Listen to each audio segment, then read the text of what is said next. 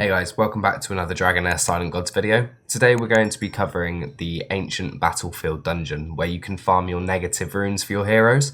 And obviously these are incredibly important for your builds, giving you things like extra attack, accuracy, and obviously you can get all sorts of stats on these.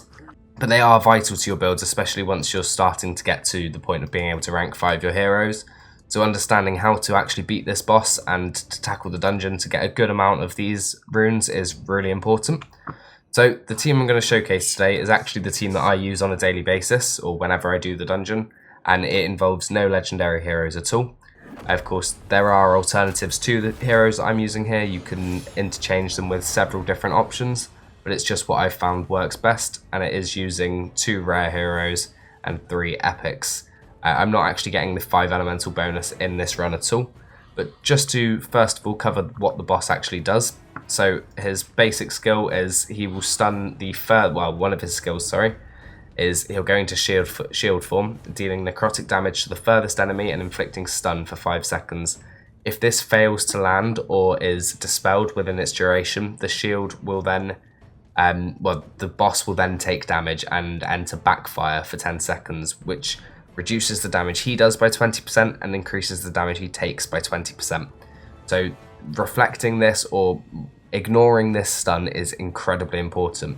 So the way you counter that is by having a hero at the back who's either immune to control or with a good amount of resistance to just completely resist the debuff. So in my team I've got Hexandra doing that job. I'll show you that in a second. And after that, it switches to sword form, gains 40% increased attack for 20 seconds, dealing necrotic damage to all enemies and dispelling all buffs. For each buff dispelled, it will grant 1 stack of total damage bonus permanently. So obviously the more buffs you're bringing, the more likelihood is that the boss is going to steal these buffs and increase his damage by 3% every time.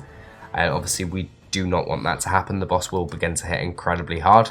So the biggest thing with this boss is just making sure that you're dealing with the stun and you're not bringing too many or any buffs. So obviously that is a massive part of picking your team here. So I've got Furabath in this team who's just bringing some extra healing, which is why everybody's stacked around him. He's obviously doing decreased attack as well. I've got Adolphus for the shields just to mitigate the healing issues a little bit. I've got obviously my Sigrid is there for damage, but she's also doing attack penalty as well where possible. As I've explained, I've got Hexandra at the back who's got a large amount of resistance. So this position here does actually set her as the back target, so she will always be the one who's attempted to be stunned. And lastly, I've got Varesh in. So Varesh blocks all buffs on his ultimate, and I've got him set up to block the increased attack from the boss so that he just doesn't get it. Obviously, he does hit incredibly hard, so ignoring that is massive. So you could use somebody who could remove the buff instead.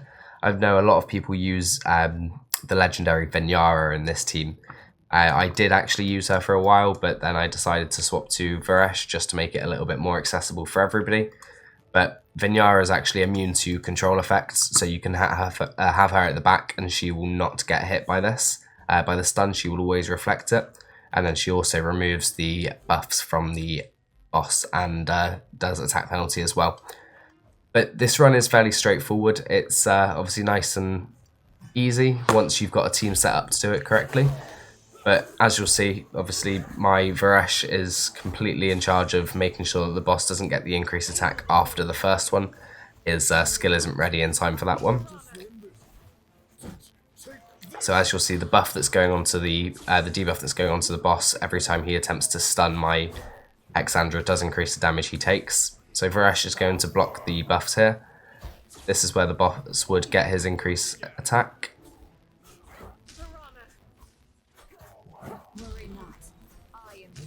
Now I will say obviously this is not the fastest run possible. There's teams that do this in just over 10 seconds, but it is incredibly accessible and it's incredibly reliable, and with the options I've got on my account it just works out nicely. It's not a dungeon I actually run very frequently anymore. Towards the end of the season, I've kind of built a nice stockpile of negative runes. But for those who are trying to push towards that point where they've got a good amount of runes, having a team that you can rely on and just walk away from is incredibly important. So as you can see here, obviously we are just continuously blocking the buffs, reflecting the stuns, and just slowly whittling the boss down.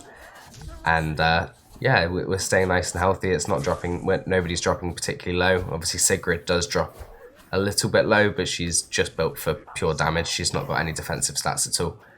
So the fact that she can stay alive in this build is quite reassuring. But yeah, all in all, it is a very easy dungeon to do once you've figured out the mechanics and understood exactly what you need to do to counter it. As I mentioned, obviously you could change some heroes around here. Adolphus could be changed for either another healer or another support who does shields. For example, Nathaniel from the lightning element. Ferobath doesn't need to be Ferobath. He could be any tank realistically. And obviously it's all up to you whether depending on who you've got. Ferobath I like because the amount of healing he's bringing, but as long as you're getting a reliable attack penalty, it shouldn't be too much of a problem. As for obviously Hexandra, everybody does have her, so I would recommend her here. Just because the stats she needs, it's not massively hard to get a large amount of resistance. But you could use somebody like Varesh, like I mentioned, or realistically anybody, as long as they have enough resistance and you put them in this back spot. As for Varesh, obviously you just need somebody who's going to either block or remove the buffs from the boss. I personally choose to use Varesh just because it works nicely for me. Obviously he gives a little bit extra healing as well with his passive. But you could use even Grover, the the rare hero who removes buffs. There's so many options that you could use in these teams. It's kind of just all about getting the fundamentals about the mechanics, about the boss right.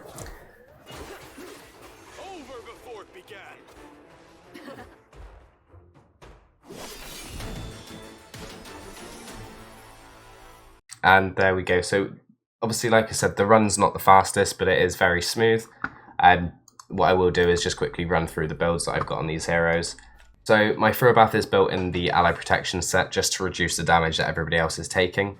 So he's just built as normal with very high defense, obviously enough accuracy to place his attack penalty. I'm also using the Mirror of the Living artifact on him just to increase the healing output he's giving. My Adolphus is in the set that increases everybody else's attack. Obviously also built with Enlightenment for his shields. He's got the Antonia's Tiara artifact just to increase that shield. My Varesh is built with Skill Haste. I unfortunately don't have the Hourglass artifact, so he is using the Crown here as well. Obviously with his multiple hits, he does have a good chance of placing the defense penalty. But I would love to get him faster just for general content, but for this dungeon, it works absolutely fine, obviously with a 17.71 second cooldown. My Sigrid is built just for damage. This is actually the wrong set, I've just noticed. That's not how she should be built at all, but we'll worry about that another time. Hexandra, obviously just built with survival stats and enough resistance to not worry about the stun. In terms of presets, if we look at the skill timings here, the only one who's delayed is Varesh, who's got a 25-second delay on his first cast, and then an 18-second delay on every other cast after that, as the boss obviously does do an 18-second rotation, so every skill is 5 seconds and 4 seconds, so it's 18 seconds in total. So as long as you've got an 18-second delay on your heroes and they've got a low enough cooldown, they'll be able to rotate this once per rotation of the boss's skills. So that is everything for today's video, guys. Thank you very much for watching. If you would like to obviously continue to watch the content I'm putting out, please do remember to like and subscribe, and I'll see you in the next video.